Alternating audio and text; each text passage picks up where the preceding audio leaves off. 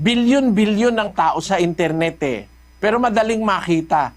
Kaya sa Biblia, madali mong makita ngayon, meron bang sign of the cross?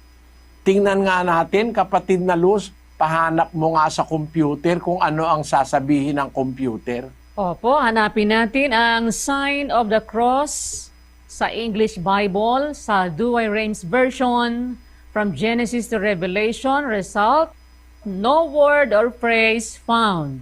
Kung nakikita mo yan, kapatid na Alberto, yung Douay-Rheims version ng Biblia, yan ang Bibliang Katoliko mismo. Yan ang ginagamit ng Katoliko, kaya dyan natin hinanap. Yung palang sign of the cross, wala pala sa Bibliang Katoliko mismo eh. E tignan naman natin sa ibang Biblia. Sa lahat na ng Bibliang Ingles, meron bang tinatawag na sign of the cross, kapatid na Luz? Hanapin po uli natin in all English translation.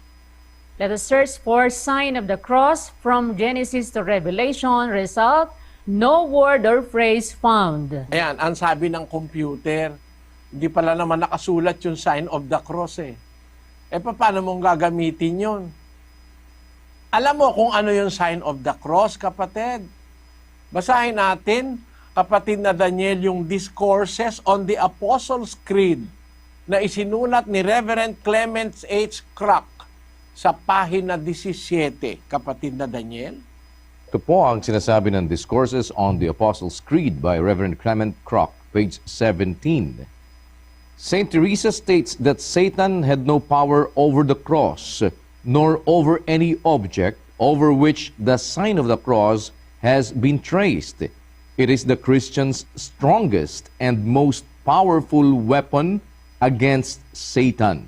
Ayon daw kay Santa Teresa, hindi naman apostol yun. Hindi naman mangangaral ng Diyos yun. Ang sabi raw ni Santa Teresa, yun daw sign of the cross, yun daw ang strongest and most powerful weapon against Satan. Yung pala, panlaban kay Satanas yung sign of the cross. Yun ang sabi ng libro. Bakit pag nakaharap ka kay Santa Maria, nagsa-sign of the cross ka? Satanas ba si Santa